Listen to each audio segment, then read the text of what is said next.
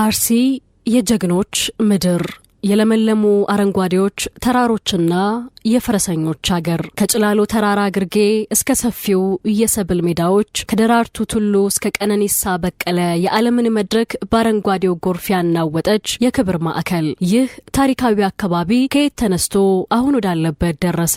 የአርሲ ሕዝብ ታሪካዊ አመሰራረት፣ የመቋቋም ትግልና የስም አመጣጥስ ምን ይመስላል? ከጥንታዊው የገዳ ስርዓትና ከነጻነት ተጋድሎ ወደ ክርስትናና እስልምና እምነቶች እኩል መቻቻል ካለፈው ታሪካዊ ጉዞ ወደ ዛሬው የኦሎምፒክ ጀግኖችና የኢትዮጵያ የሰብል ጎተራነት በቻናላችን ዛሬ ይህንን የታሪክ ማህደር እንገልጣለን። የአርሲን ትላንትና ዛሬ በጥልቀት እንተነትናለን። ለቻናላችን አዲስ የሆናችሁ ሰብስክራይብ በማድረግ አብራችሁን ቆዩ።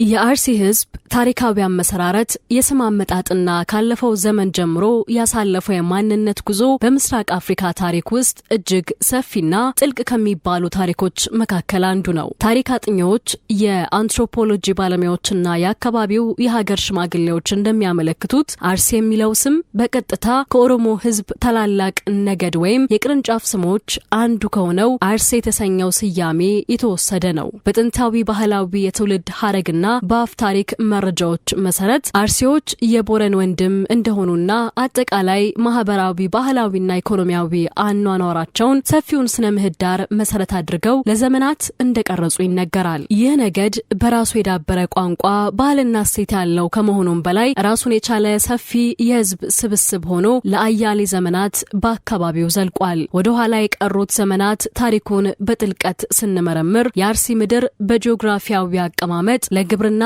ለከብት እርባታና ለንግድ መስመር እጅግ ምቹ በመሆኑ በምስራቅ አፍሪካ ታሪክ ውስጥ ትልቅ የፖለቲካና የኢኮኖሚ መናኸሪያ ሆኖ ለመቆየት በቅቷል። አካባቢው ቀደም ባሉት ዘመናት ከምስራቅ አፍሪካ የንግድ መስመር ከኢስላማዊ ስልጣኔና ከሐረር ኤምሬት ጋር እየጠበቀና የደረጀ ትስስር ነበረው። በተለይም በ10ኛው ክፍለ ዘመን አካባቢ በደቡብ ምስራቅ ኢትዮጵያ ውስጥ በርካታ የሙስሊም ሱልጣኔቶች ሲመሰረቱ አርሲ የዚህ ስልጣኔና የንግድ መስመር ዋነኛ ማዕከልና መገናኛ ድልድይ ሆና አገልግላለች። በአሁኑ ወቅት በአካባቢው የሚገኙ ጥንታዊ መስጊዶች፣ ታሪካዊ መካነ መቃብሮችና የቅርስ ቦታዎች በአርሲ ምድር ላይ እስልምና ምን ያህል ቀድሞ ስር እንደሰደደና የአካባቢው ማህበረሰብ ከዓለም አቀፍ የንግድ ማህበረሰብ ጋር የነበረውን ጥልቅ መስተጋብር ፍንትው አድርገው ያሳያሉ። ይሁን እንጂ አርሲ ወደ ዘመናዊነቷ የኢትዮጵያ ግዛት ከመዋሃዷ በፊት ሙሉ በሙሉ ራሷን በራሷ ታስተዳደር የነበረች እጅግ ረቂቅና ዲሞክራሲያዊ በሆነው የራሷ ጥንታዊ ስርዓት ነበራት። ህዝቡ በገዳ ስርዓት ይመራ የነበረ ሲሆን ይህ ስርዓት ዝም ብሎ የአስተዳደር መዋቅር ብቻ ሳይሆን የህግ፣ የፍትህ፣ የሃይማኖትና የማህበራዊ ህይወት ፍልስፍና ጭምር ነበር። በዚህ ስርዓት ውስጥ እያንዳንዱ ጎሳ የራሱን የተወሰነ ግዛት መሪዎች ማለትም አባገዳ፣ የጦር አዛዦች ወይም አባዱላና ጠቢባን ያሉበት ሲሆን ስልጣን በየ8 ዓመቱ ያለምንም ደም መፋሰስ፣ ግጭት እጅግ በሰላማዊ መንገድ ከአንድ የዕድሜ እርከን ወደ ሌላው ይተላለፍ ነበር። ይህ የገዳ ስርዓት በአርሲ ህዝብ ዘንድ የአንድነት፣ የዲሞክራሲና የህግ የበላይነት መገለጫ ሆኖ በማገልገሉ ማህበረሰቡን ከተለያዩ ውጫዊ ወረራዎችና አደጋዎች በመከላከል ለዘመናት ጠብቆታል። በዚህ ስርዓት ጥንካሬ የተነሳ በ18ኛውና በ19ኛው ክፍለ ዘመን አርሲ በደቡብ መካከለኛው ኢትዮጵያ ውስጥ ማንም ሊደፍረው የማይችል በወታደራዊና በፖለቲካ ረገድ እጅግ ኃይለኛና ተደማጭነት ያለው የፖለቲካ ተዋናይ ሆና በብቃት ለመንቀሳቀስ ችላለች። ይህ ታሪካዊ መሰረት ነው እንግዲህ አርሲን የጀግኖችና የነጻነት ምድር ያሰኛት። የአርሲ አመሰራረት ታሪክ ከረጅም ጊዜ የነጻነት የድል አድራጊነትና ከዚያ ውስጥ ወደ አንድ የኢትዮጵያ ክፍለ ሀገርነት ለመቀየር በተደረጉ እጅግ መራራና ደም አፋሳሽ ተጋድሎች የተሞላ ነው። በ19ኛው ክፍለ ዘመን መገባደጃ ላይ የአውሮፓውያን የጦር መሳሪያ ወደ መካከለኛው የሀገሪቱ ክፍል በስፋት መግባት በጀመረበት ወቅት የሸዋው ንጉስ ሚኒሊክ ግዛታቸውን ወደ ደቡብና ደቡብ ምስራቅ የማስፋፋትና የሀገር ማዋሃድ ሂደታቸውን ጀመሩ። በዚህ ወቅት ከአርሲ ህዝብ የገጠማቸው ወታደራዊ ተቃውሞ በኢትዮጵያ ዘመናዊ የታሪክ ማህደር ውስጥ እጅግ ዘላቂ፣ አስቸጋሪና ደም አፋሳሽ የሚባል ታሪክ ጥሎ አልፈዋል። ታሪካዊ ሰነዶች እንደሚያመለክቱት ንጉስ ሚኒሊክ በ1882 ዓ.ም አርሲን በቁጥጥር ስር ለማዋል የመጀመሪያውን ወታደራዊ ዘመቻ የጀመሩ ሲሆን አካባቢውን ሙሉ በሙሉ ግዛታቸው ስር ለማስገባት ግን እስከ 1887 ዓ.ም ድረስ 5 ሙሉ ዓመታትን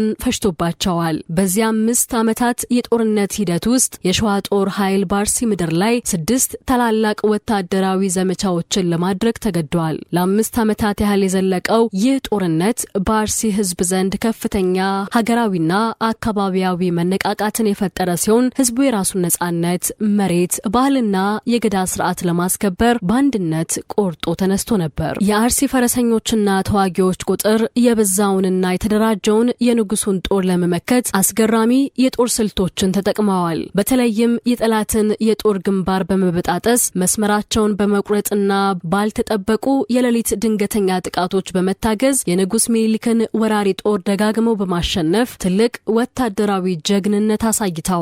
ይሁን እንጂ በአርሲ ተዋጊዎች እጅ የነበረው ባህላዊ የጦር መሳሪያ በንጉሱ ጦር እጅ ከነበረውና ከአውሮፓውያን ከተገዛው ዘመናዊ የኋላ ደንጋሽ ጠመንጃና መድፍ ጋር ሊመጣጠን አልቻለም። በትጥቅ ዘመናዊነትና በጦር መሳሪያ ኃይል ልዩነት ምክንያት የአርሲ ህዝብ ያሳየው ጽኑ መቋቋምና ተቃውሞ በመጨረሻ በከፍተኛ የሰውና የንብረት መስዋዕትነት ተሰበረ። አካባቢውም በቁጥጥር ስር ውሎ ወደ ማዕከላዊው የኢትዮጵያ ግዛት እንዲጠቃለል ተደረገ። ይህንን ታሪካዊ ድልና ውህደት ተከትሎ በአርሲ ምድር ላይ አዲስ የፖለቲካና የማህበራዊ መዋቅር ተዘረጋ። ከሸዋና ከመካከለኛው የሀገሪቱ ክፍል የመጡ የጦር መሪዎች፣ መኳንንትና ሰፋሪዎች በአርሲ ለም መሬት ላይ እንዲሰፍሩ ተደረገ። ይህ አዲስ አሰራር የፊውዳል ስርዓትን የወለደ ሲሆን የአካባቢው ተወላጆች በገዛ መሬታቸው ላይ ጭሰኛ የሚሆኑበትን ስርዓት ፈጠረ። ይህ የመሬት ይዞታ ለውጥና የታሪክ ጠባሳ በአካባቢው ማህበረሰብ ስነ ልቦና ላይ ከፍተኛ ተጽዕኖ ማሳረፉ ብቻ ሳይሆን ከጊዜ በኋላ በተለያዩ ዘመናት በአርሲ ምድር ላይ ለተቀሰቀሱት የመሬት የፖለቲካና የማህበራዊ ግጭቶች እንደ አንድ ዋና ታሪካዊ መነሻና ማገዶ ሆኖ ማገልገሉ አልቀረም። በአርሲ ምድር ላይ የእምነትና የሃይማኖት ታሪክ ስንመለከት አካባቢው የተለያየ መልክ ያላቸው ታላላቅ መንፈሳዊ እሴቶች የሰረጹበትና ዛሬ ላይ ለደረሰው አስደናቂ ማህበራዊ ትስስር መሰረት የጣሉበት ምድር መሆኑን እንረዳለን። የክርስትና ሃይማኖት በአርሲ አካባቢ መስፋፋቱ ታሪክ ረጅም ዘመናትን ወደ ኋላ ይወስደናል። የታሪክ ማህደሮች እንደሚጠቁሙት በተለይም በ15ኛው ክፍለ ዘመን በነበረው በአጼ ዘርዓ ያዕቆብ ዘመነ መንግስትና ከዚያም በፊት ከነበሩት ጥንታዊ የንግድ መስመሮች መዘርጋት ጋር ተያይዞ ለክርስትና እምነት ወደ ደቡብ መካከለኛው የሀገሪቱ ክፍል መግቢያ መንገዶች ተከፍተው ነበር። ሆኖም የክርስትና እምነት ይበልጥ ስር የሰደደው መዋቅራዊ ቅርጽ የያዘውና በስፋት እየተስፋፋው በ19ኛው ክፍለ ዘመን መገባደጃ ላይ ከአካባቢው ወደ ማዕከላዊው የኢትዮጵያ ግዛት መዋሃድ ሂደት ጋር ተያይዞ ከዚያ በኋላ በነበሩ ዘመናት ነው። በዚህ ወቅት በርካታ ታሪካዊ አብያተ ክርስቲያናትና ገዳማት በአርሲ ተራሮችና ከተሞች ላይ የተመሰረቱ ሲሆን የአካባቢው ማህበረሰብ የራሱን ጥንታዊ ባህል፣ ቋንቋና ማንነት ሳይለቅ ክርስትናን ተቀብሎ ከሀገር በቀል ስርዓቶችና እሴቶች ጋር አዋህዶታል። በአስተዳደራዊ መረጃና የስነ ህዝብ አወቃቀር ጥናቶች መሰረት በዞኑ ውስጥ እስልምና 58 በመቶና ክርስትና 41 በመቶ ዋናዎቹና ተጽዕኖ ፈጣሪዎቹ ሃይማኖቶች ናቸው። ይህ የህዝብ ስብጥር በአርሲ ውስጥ የፈጠረው ማህበራዊ ውበት እጅግ የሚደነቅ ነው። አርሲ ስንል ዝም ብሎ መሬት ወይም ተራ የተፈጥሮ አቀማመጥ አይደለም፣ ልዩ የፈጣሪ ጸጋና በረከት ያረፈበት የወርቅ ምድር እንጂ።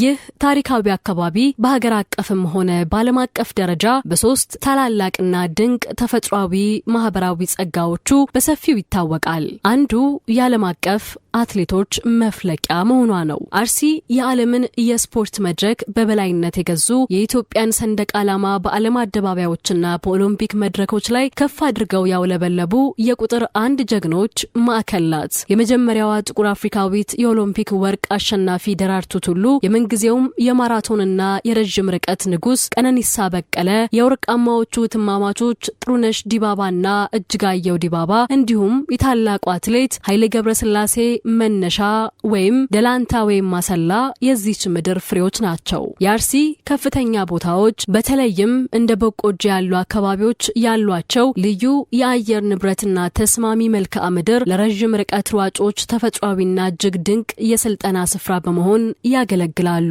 ሁለተኛው ደግሞ የኢትዮጵያ ጎተራ መሆኗ ነው። ሰፊውና ለምለም የአርሲ ሜዳ ለሀገሪቱ የምግብ ዋስትና ዋነኛና የማይተካ የሰብል አቅራቢ ነው። አካባቢው እጅግ ሰፊና ለም መሬት ያለው በመሆኑ በተለይም ከፍተኛ ጥራት ያለው ስንዴና ገብስ በከፍተኛ መጠንና በስፋት የሚያመርት ለሀገሪቱ የኢኮኖሚና የሕዝብ ዋስትና ትልቅ ምሰሶ የሆነ የሀገር ኩራት ነው። ሶስተኛውና የመጨረሻው ደግሞ የፈረስ ባህላቸው ነው። በአርሲ ባህል ውስጥ ፈረስ ዝም ብሎ የእንስሳ አይነት አይደለም። የክብር፣ የጀግንነት፣ የሀብት፣ የማንነትና የትራንስፖርት ትልቅ ምልክት እንጂ። የአርሲ ፈረሰኞች በባህላዊ የጉግስ ጨዋታ፣ በሰርግ ስነስርዓቶችና በክብር በዓላት ላይ የሚያሳዩት አስደናቂ የመጋለብ ክህሎት፣ የጀግንነት ስሜትና የፈረሶቹ ልዩ ጌጣጌጥ ውበት በኢትዮጵያ ባህል ውስጥ ወደር የማይገኝለት እጅግ ማራኪ ሴት ነው። ከንጉሠ ነገሥቱ ዘመን ጀምሮ ለረጅም ጊዜ አርሲ የኢትዮጵያ ታላቅና ታዋቂ ክፍለ ሀገር ሆና በታሪክ ውስጥ የራሷን ሰፊ አሻራ አሳርፋ ቆይታለች። ይሁን እንጂ እንደ አውሮፓውያን አቆጣጠር በ1995 አዲሱ የፌዴራሊዝም ህገ መንግስት ሲጸድቅ የሀገሪቱ የፖለቲካና የአስተዳደር መዋቅር ሙሉ በሙሉ ተሻሽሎ አርሲ በኦሮሚያ ክልላዊ መንግስት ስር ወደ ዞንነት ተቀየረች።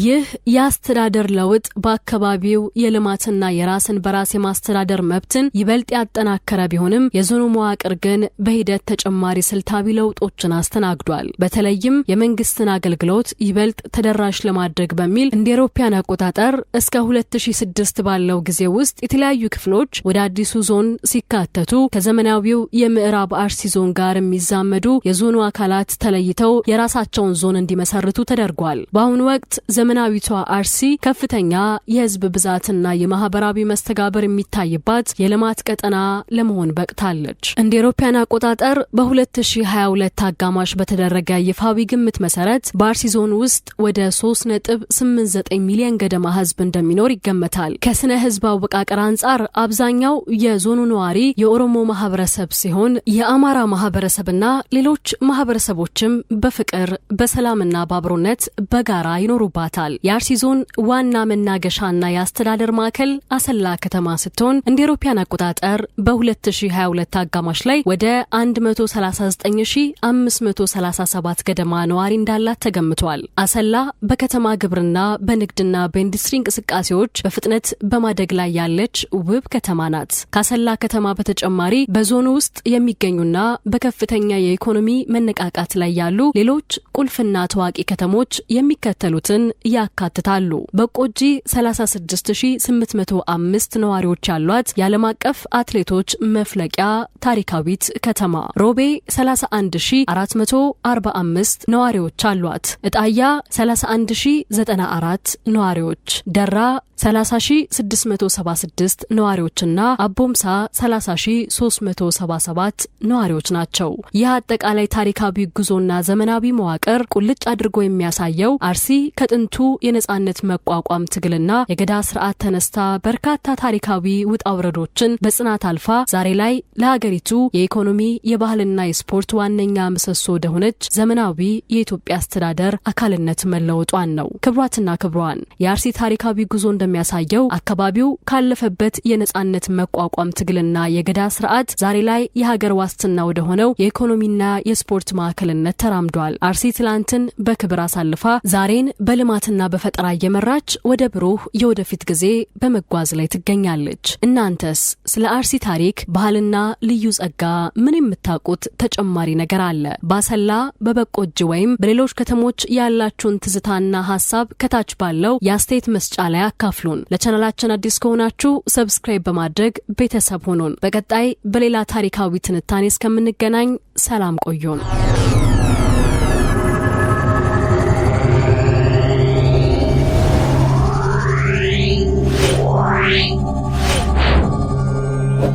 Wow.